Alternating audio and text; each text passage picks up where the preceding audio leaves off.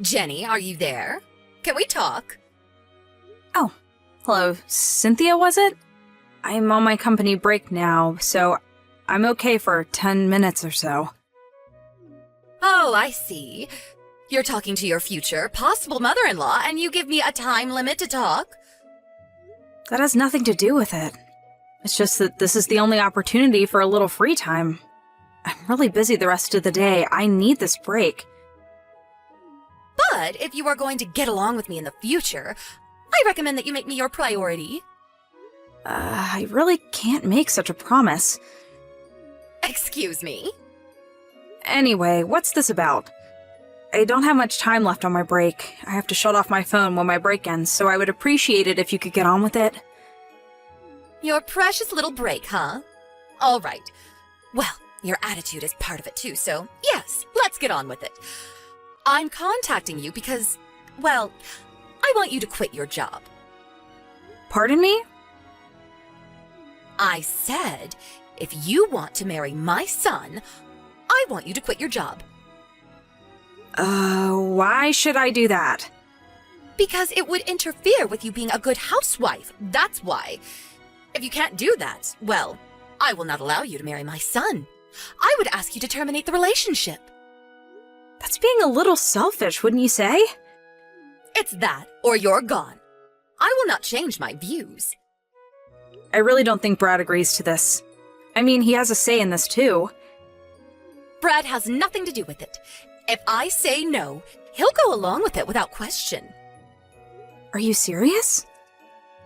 Yes, of course I am. I know my son. Brad has always been obedient. He cares for his mother and father. Although I was surprised that he picked a woman like you. But I'm sure you talked him into all this. I don't know what you said to him, but I know you probably tricked him. I'm sure if I have a little talk with him, he'll realize his mistake. Do you really think I tricked Brad into loving me? Why would I even do that? Oh, please, just pipe down, would you? I don't want to hear any more of your back talk. I was right. You really need more discipline if you're going to marry my son. I will allow you to marry my son if you agree to quit your job and have me train you to be a good housewife. If you can't do that, I will not give my blessing to this marriage. I'm sorry, my client just arrived. I have to go. We'll talk later. Huh? What? Wait a second, Jenny. Just have the guy wait. This is more important. Didn't I just say to give your future mother-in-law top priority?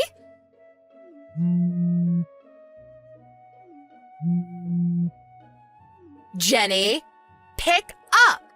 You will regret treating me like this.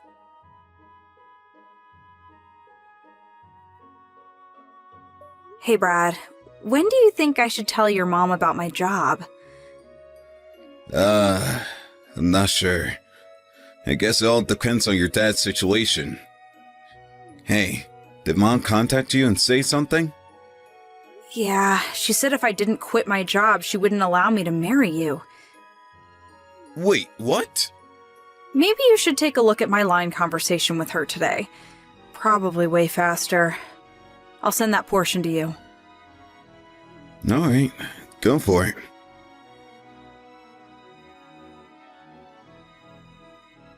Oh my god, what the hell is this? Doesn't she realize what kind of trouble we'd be in if you quit your job? Besides, I'm the one marrying you, not her. It's what I want. Thanks for that, Brad. Makes me feel way better. But no matter what she says, there's no way I'm going to quit my job. Or should I say, it's impossible.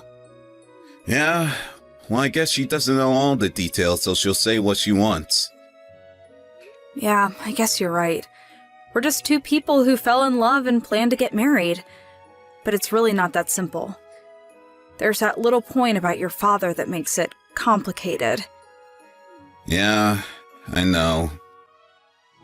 I really didn't want to tell my mom about it so soon, but she brought up the thing about introducing this girl. My mom, the great matchmaker. She was always trying to introduce me to one prospective wife or another. Anyways, it all depends on my dad, I suppose. Maybe we should sit down with your dad sometime soon and discuss this. What do you think? Yeah. Maybe we have no other choice. The situation between you and Mom is getting way out of hand. Probably better to straighten this thing out ASAP. Yeah, let's do that. Thanks, Brad.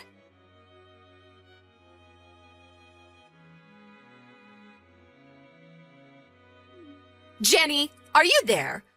Or are you on your break and you can't talk? Just so you know, I called your office and told them that you'll be retiring from the company. Excuse me? I recently came into some interesting information. Apparently, you work for a company that does business with my husband's company. Is that true?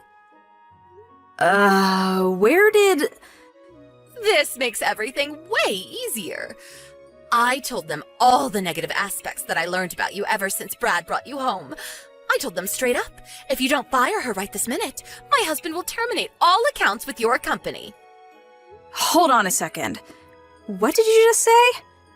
What's going on? Mother? Why go so far? My husband's company is one of the biggest and most influential companies around here.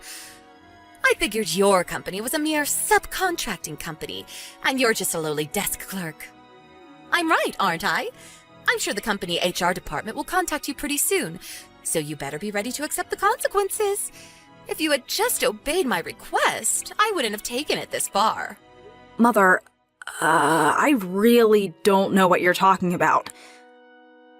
Now come on, Jenny. Look at the bright side.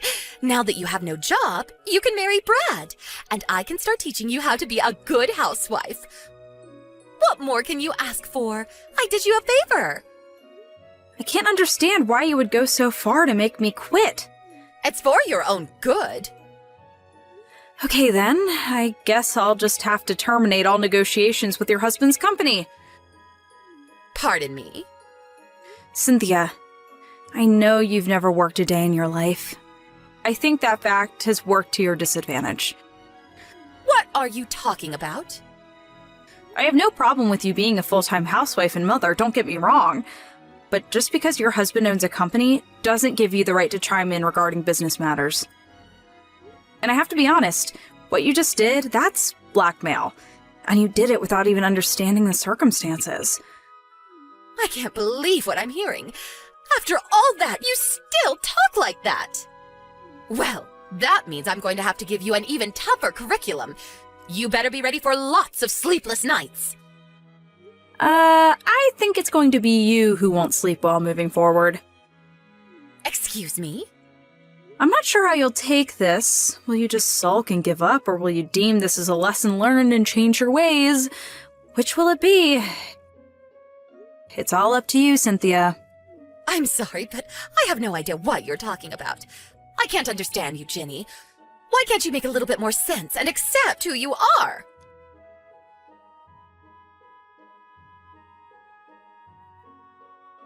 Jenny, pick up right this minute. We have to talk.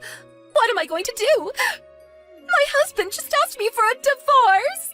He said that in order for the company to avoid bankruptcy, I'm an impediment. He said I would drag the company down. On top of that, he said that you're the CEO of the company my husband is working with. That can't be right, can it? Apparently, your company is way bigger and more influential than my husband's. Yes, that's right. I really hate comparing our respective companies. You know which is bigger or more influential. We all have our good points and bad points, but your husband's company is currently on the verge of bankruptcy. And with the loss of a major client, that may be inevitable. Why? Why did things end up this way? I would ask you the same question, Cynthia. Why? I really don't know. It's because you've been obsessed with status. Brad was slated to take over from your husband someday as president. You figured you were the head of the family, as if you were the first lady, so to speak. You even used the employees of the company as your own personal staff, ordering employees to pick you up in the company car and take you shopping or to a luncheon with friends. I heard you even had employees come to your house to clean up and cook. Some even complained that you yelled at them, demanding that they take priority for you rather than the company. As a result, several key employees ended up resigning. The company was left with an inadequate workforce. They were not able to continue projects that were prematurely postponed due to the resignation of some of those key project managers. Well, subsequently, it had adverse effects on some of the company's major projects. But I was only trying to... Many of those major clients had no other choice but to terminate their contracts due to lack of progress. That's where my company stepped in. We looked over the finances and future potential of the company and decided to acquire the company. Simply put, we bought you out. Bought us out? You mean your company purchased my husband's company? You own our company? Yes. I won't get into the details regarding the negotiations, but some aspects of your husband's company, such as experience and connections in the industry, would be an advantage to us. Your husband made the decision to sell the company to us rather than see it go bankrupt. I think it was a very hard decision for him, but it was the right one in my opinion. Bankrupt? Bought out? What's going on? I'm sure your husband kept this all from you because he knew you would do something stupid to disrupt negotiations. He kept that from me? I'm sure you noticed that company employees have ignored your requests lately. Your husband already puts the gears into motion. It was only a matter of time before he was no longer the owner. So he told his employees to pay no attention to you, to just ignore you. He did that? We conducted negotiations numerous times over the last several months. It involved your husband, Brad, who was slated to take over the company, as well as me and my top executives. In the end, your husband opted to sell the company rather than see it go bankrupt. As for Brad, we decided that he would take over as vice president of the newly formed company, a subsidiary of my company. Brad is going to be vice president of this company? And who's going to be the CEO of this company? That would be me, for now. Well, it should be Brad! That was not solely my decision. It was voted on by the board of members, a sound business strategy. Well, during this time, Brad and I started seeing each other on occasion. First it was all business, but gradually we got to know each other. Well, you know the rest. And that's where we are right now. If that's the case, could you talk to my husband and ask him to rethink this divorce? You want me to persuade him? Yes, that's right. It's the least you can do for me. If you do that, I'll let you work for however long you want, and we can forget all about that housewife training, and I'll give you permission to marry my son Brad. What do you say? I don't need your permission to keep working or to marry Brad. I'll do as I please. Pardon me? How could you say that? I wish you would get this through your head that you have no power to change any of this. Please, Jenny, don't be that way. Listen to me. I believe your lawyer is on the way to discuss your divorce. You're probably pretty busy, so I'd better get going. Bye!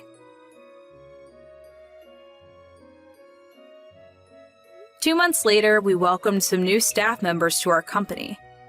Several members from the newly acquired company and our team started working together, and things got off to a great start. As for Cynthia, the divorce proceedings went through without a hitch, with her husband providing her with a reasonable financial package, and even introducing her to a fairly good employment opportunity, but on her first day on the job, she took an overly long lunch break without permission and got fired on the spot. She's never worked a proper job before and does not possess any sort of work ethic, it seems.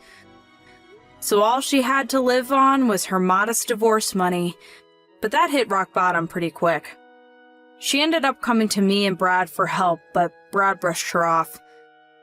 She had no choice left but to return to her parents' place in the country. I hear she's living in some beat-up apartment there, working at some local grocery store, trying to make ends meet.